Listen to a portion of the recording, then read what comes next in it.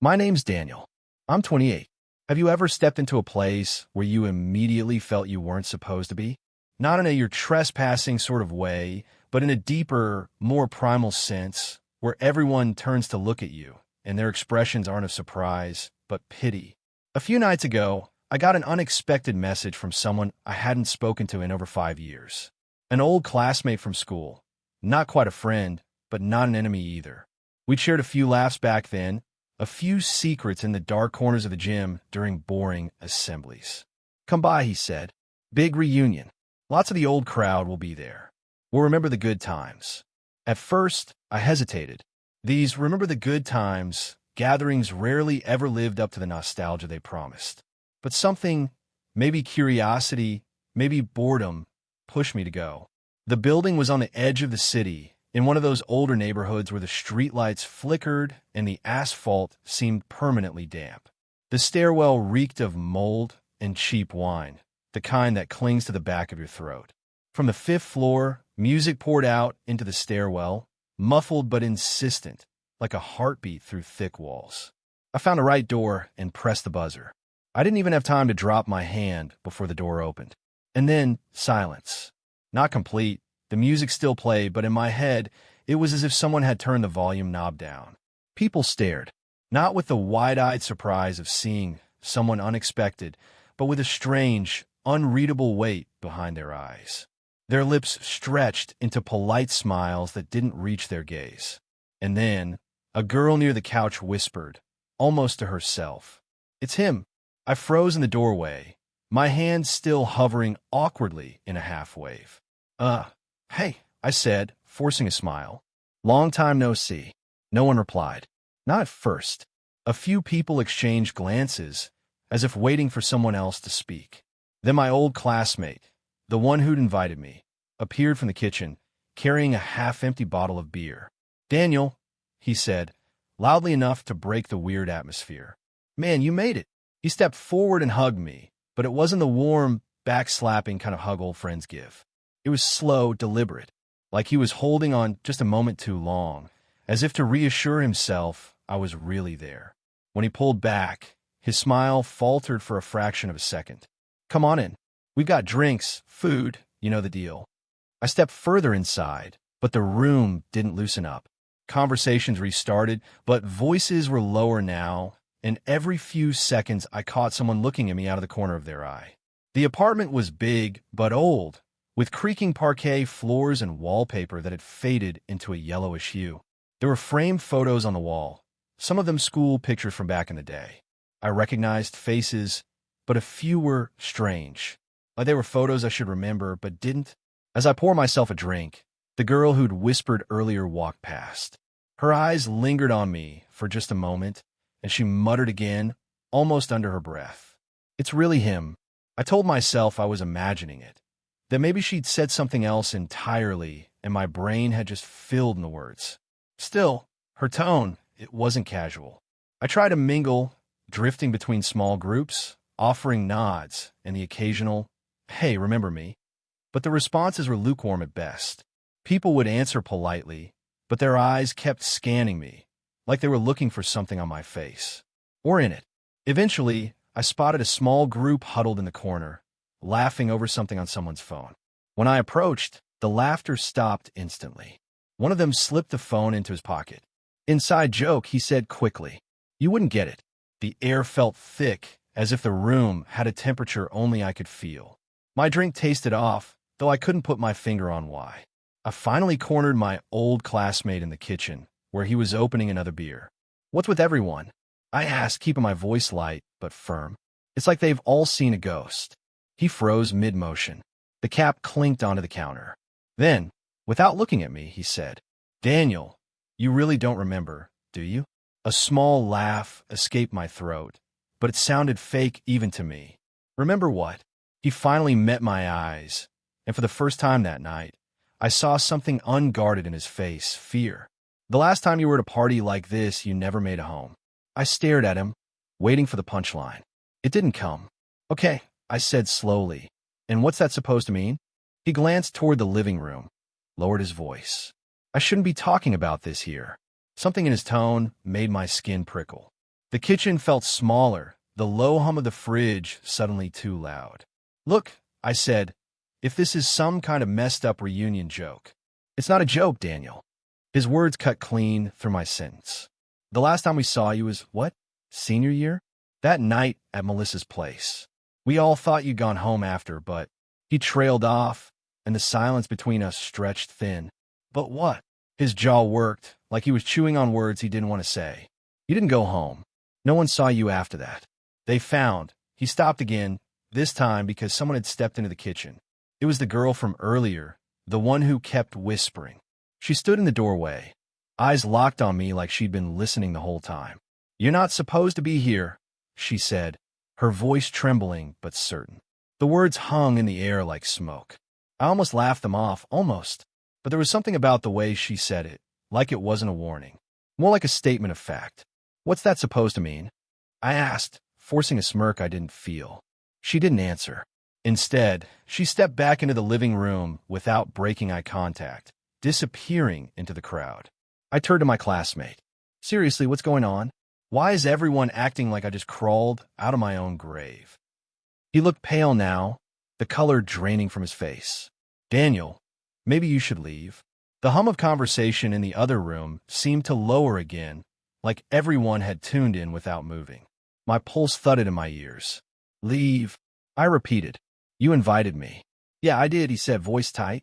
I thought maybe, I don't know. I thought it would be different this time. Before I could ask what this time meant, someone turned the music off entirely. The sudden quiet was jarring. Dozens of eyes were on me now, openly, unashamedly staring. In the stillness, the girl's voice rose again from somewhere in the crowd, calm and almost sorrowful. It's not him. Not anymore. My throat went dry. I looked around the room, waiting for someone to laugh, to break the tension, to admit this was all some elaborate prank. No one did. Instead, the crowd seemed to subtly shift, bodies angling away from me without moving their feet, like they were all leaning back from something dangerous. I set my drink down, my hand trembling slightly. All right, I said, trying to sound casual. If this is some kind of performance art or social experiment, I'm done playing along. No one responded, not even a smirk. Then the girl emerged from the crowd again, walking slowly toward me. She was holding something in her hands, a small, worn Polaroid photo. Without a word, she held it out. I took it. The picture was of me, or at least it looked like me. Same hair, same face. But in the photo, I was lying on the ground, my shirt torn, a dark stain spreading beneath me on cracked pavement.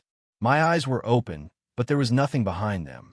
The bottom of the photo had a date scrawled in black marker. It was from 7 years ago. When I looked up, the girl's eyes were wet with tears. We all went to your funeral, Daniel. The room tilted. For a second, I thought it was a cheap wine, but no, the floor was steady. It was me that wasn't. I stared at the Polaroid, my mind scrambling for explanations. Maybe it was a sick joke. Maybe Photoshop. Maybe Daniel. My name, spoken softly but firmly. It was my old classmate again, stepping between me and the girl. He took the photo from my hand, glanced at it, and then slipped it into his pocket like he didn't want me looking at it anymore. You should go, he said again. Before it gets worse. Before what gets worse? My voice cracked, the edge of panic cutting through. A murmur rippled through the room, and I caught fragments. Slipping, happened before, can't stay long. What are you all talking about? I demanded, louder this time. Then something shifted in their faces. Not just fear, resignation. Like they'd been waiting for this moment. The girl stepped forward again, but now her expression had hardened. Check your phone, she said. I pulled it out, my hand slick with sweat. The lock screen lit up, and for a moment, nothing seemed unusual. Until I saw the date. It wasn't August 2025. It was February 2018. And the battery icon in the corner read, no signal, no service, no network. My thumb hovered over the screen, like pressing it would change what I was seeing. It didn't. I unlocked the phone. The wallpaper was different, an old picture of me and some of the same people in this room, taken outside a school building that no longer even existed. My recent messages were empty. My call log stopped on a date that matched the one in the corner of that Polaroid. I looked up, my chest tight. Okay, what the hell is this? Did one of you swap my phone? No one answered. In the far corner of the room, a guy I vaguely remembered from chemistry class whispered something to the person beside him. That person shook their head and glanced at me with open dread. Daniel, my classmate said again, slower this time, as if explaining to a child, you didn't make it past that night in 2018. You walked out of the party, and they found you 2 blocks away. That's insane, I snapped. I've been alive for the past 7 years. Where? The girl asked quietly. The question made me stop cold. She took a step closer. Where were you yesterday? Or last week?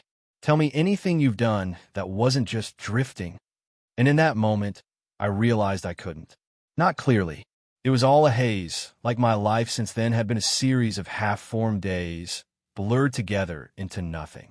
My mouth opened, but nothing came out. It was like trying to recall a dream you know you had, but the harder you reach for it, the faster it dissolves. Faces from the past few years flickered in my mind, but they were all here, in this room. I couldn't picture anyone else. Not coworkers, not neighbors, not even strangers in a grocery store. The girl's voice was softer now. You've been stuck, Daniel. Some nights, you find a way back here. We see you. You don't stay long. My throat felt tight. That's not possible. But even as I said it, I felt it. The strange weight in the air, the way the walls seemed to lean inward, the dimness in the corners of the apartment that the light never touched. Something was wrong with my body, too.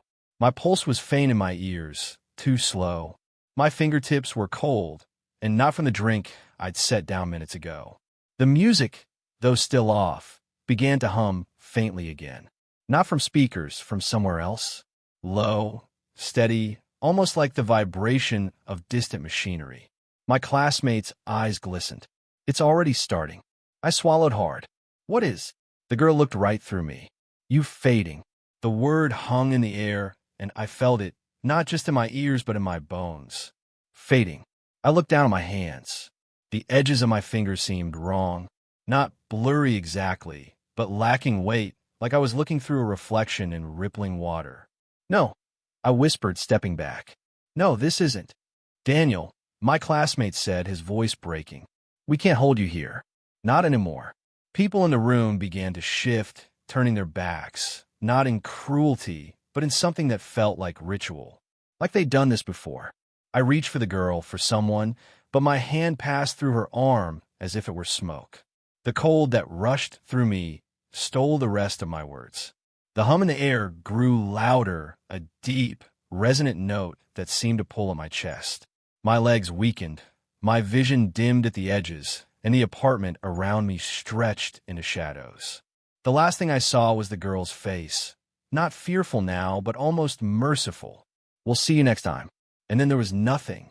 No music, no voices, just the quiet, heavy dark. When I opened my eyes, I was standing on a damp, empty street 2 blocks away. Exactly where they'd said they'd found me.